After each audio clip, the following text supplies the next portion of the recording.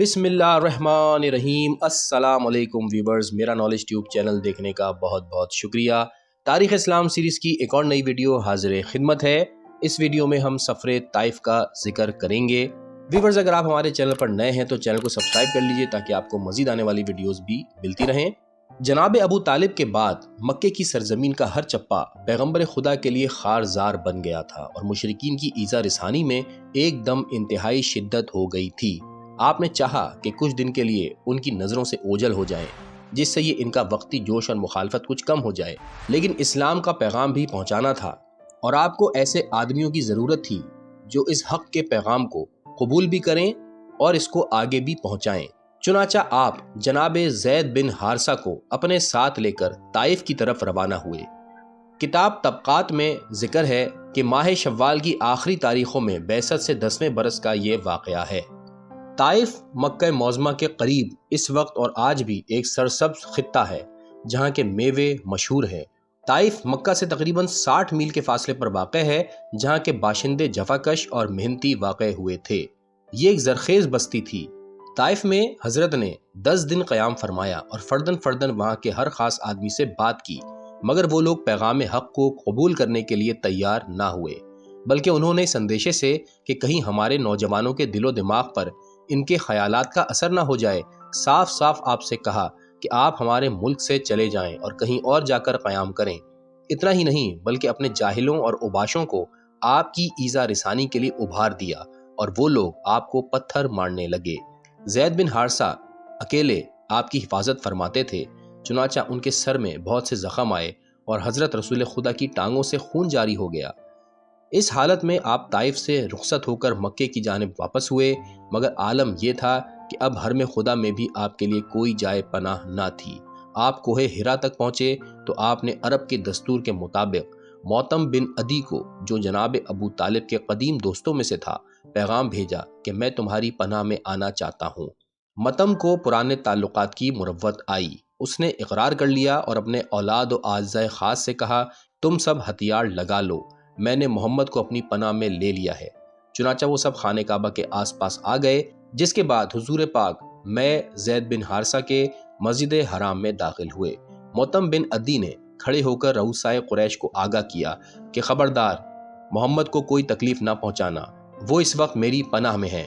حضور اکرم سب کی نظروں کے سامنے رکن کے پاس تشریف لائے، اس کا استسلام کیا، 2 رکعت نماز پڑھی اور پھر موتم بن عدی اور اس کی اولاد و اعزاء کے حلقے میں اپنے گھر کے دروازے تک آئے اور اندر داخل ہوئے۔ آپ نے مکان پر پہنچ کر موتم بن عدی کا شکریہ ادا کیا اور کہا بس اب آپ کی ذمہ داری ختم ہوئی۔ طائف کے سفر کا تجربہ بہت تلخ تھا۔ اس کے بعد آپ مکے کی گلیوں میں جب نکلتے تھے تو جہاں تک موقع ملتا تھا حضرت علی بن ابی طالب آپ کے ساتھ رہتے تھے۔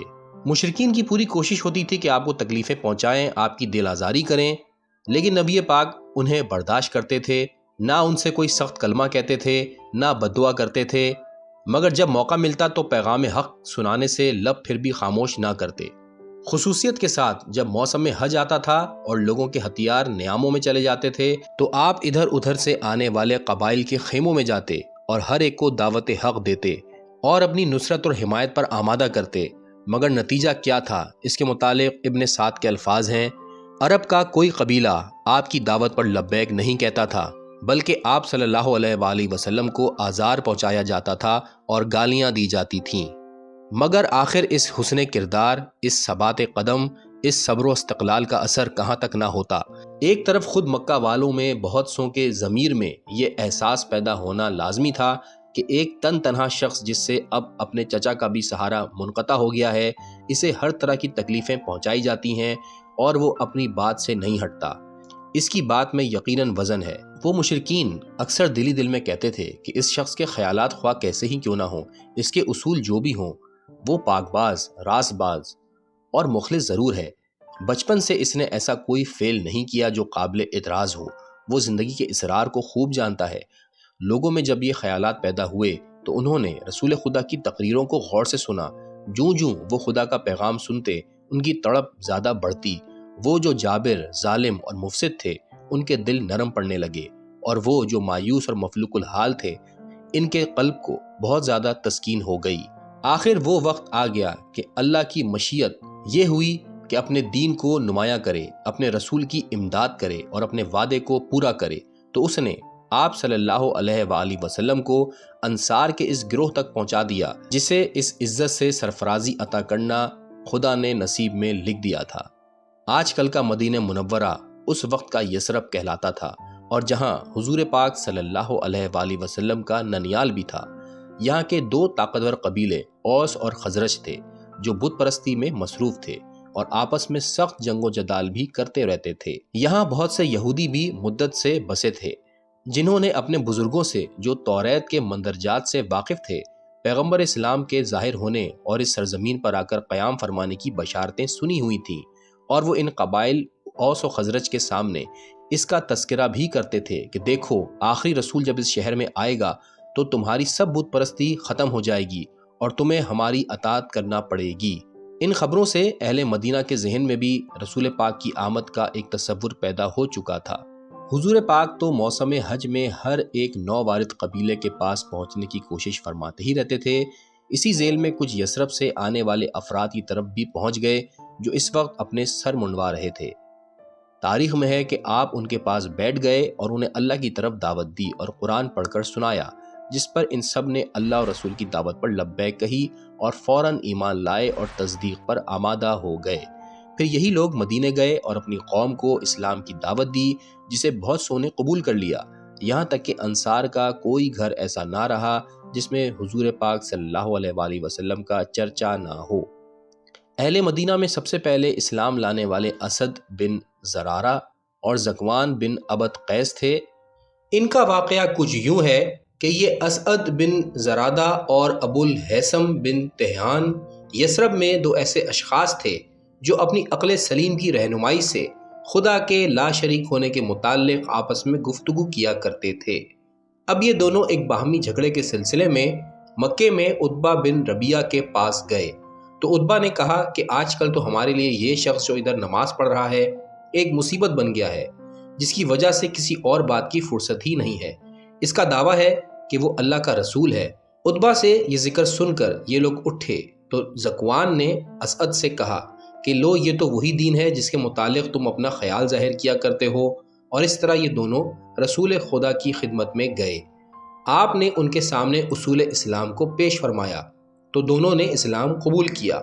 پھر یہ دونوں مدینہ واپس ہوئے تو اسعد نے ابو الہیثم بن تہیان سے ملاقات کی اور پورا واقعہ بیان کیا، جسے سن کر ابو الہیثم نے کہا کہ میں بھی تمہارے ساتھ یہ گواہی دیتا ہوں کہ وہ اللہ کے رسول ہیں۔ اس طرح وہ بھی اسلام لائے۔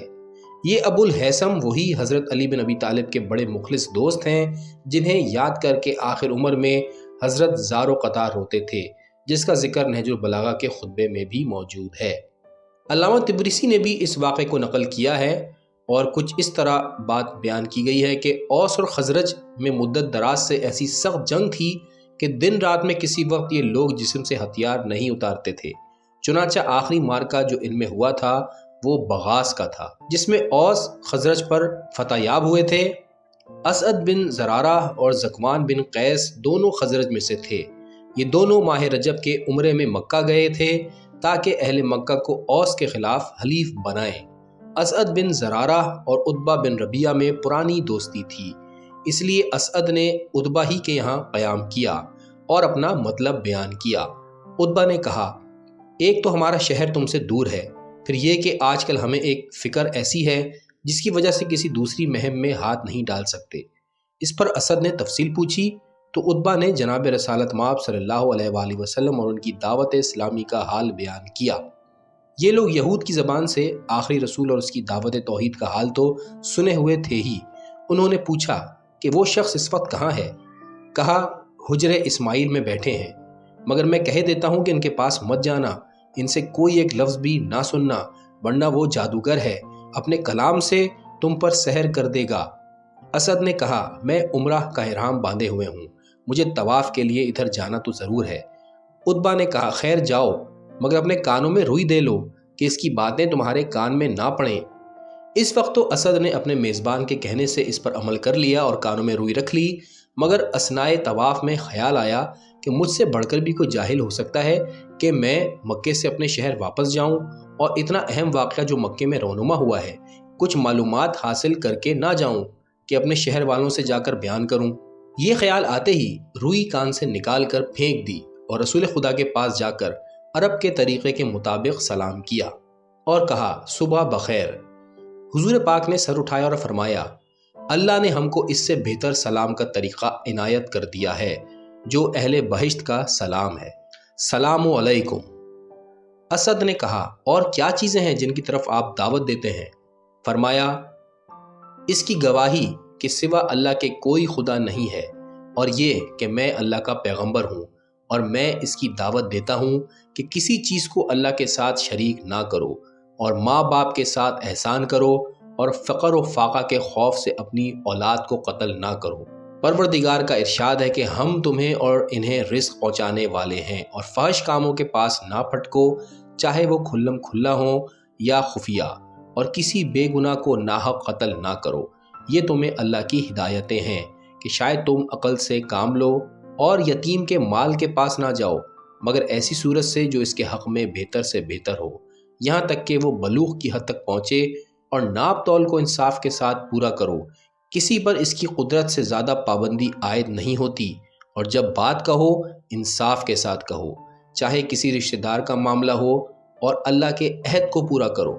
یہ سب ہدایتیں ہیں تمہارے لیے، شاید تم اثر قبول کرو۔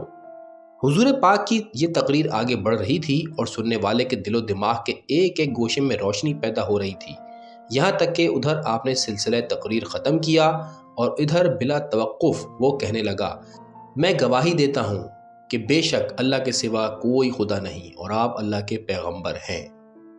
اسعد نے کہا یا رسول اللہ، میں یثرب کے قبیلے خزرج سے ہوں، اور ہمارے درمیان اور ہمارے قبیلے اوس والے بھائیوں کے درمیان تعلقات برادری منقطع ہیں۔ اگر آپ کی وجہ سے یہ تعلقات استوار ہو جائیں تو پھر آپ سے بڑھ کر ہمارے نزدیک کوئی نہیں ہو سکتا۔ یا رسول اللہ، ہم یہودیوں سے آپ کے آنے کی خبر سنتے رہے ہیں، اور وہ ہمیں بتا چکے ہیں کہ آپ ظاہر ہوں گے، اور ایک وقت میں آپ مدینہ بھی تشریف لائیں گے اور اسے اپنا وطن قرار دیں گے۔ خدا کا شکر ہے کہ اس نے مجھے آپ تک پہنچا دیا، اور میں تو قبیلہ اوس کے خلاف رؤسائے قریش کو حلیف بنانے کے لیے آیا تھا۔ اب اگر آپ کی وجہ سے جنگ ہی ختم ہو جائے تو اس سے بڑھ کر کیا ہے؟ اس گفتگو کے بعد اسد رخصت ہوئے، اور انہوں نے جا کر اپنے دوسرے ساتھی ذکوان کو بتایا کہ یہ وہ آخری رسول ہیں جن کے متعلق علماء یہود ہمیں اطلاع دیا کرتے تھے اور ان کے اوصاف بیان کرتے تھے، چلو تم بھی اسلام قبول کرو۔ چنانچہ ذکوان نے بھی آ کر اسلام قبول کیا، اور پھر ان دونوں نے یثرب جا کر اسلام کی تبلیغ کی، اور بہت سے لوگوں نے اسلام قبول کرنے کی سعادت حاصل کی۔ ویورز، یہاں پر آج کی ویڈیو کو روکتے ہیں، اس سے آگے کے حالات و واقعات اگلی ویڈیو میں آپ کی نظر کریں گے۔ ویڈیو دیکھنے کا شکریہ، اللہ حافظ۔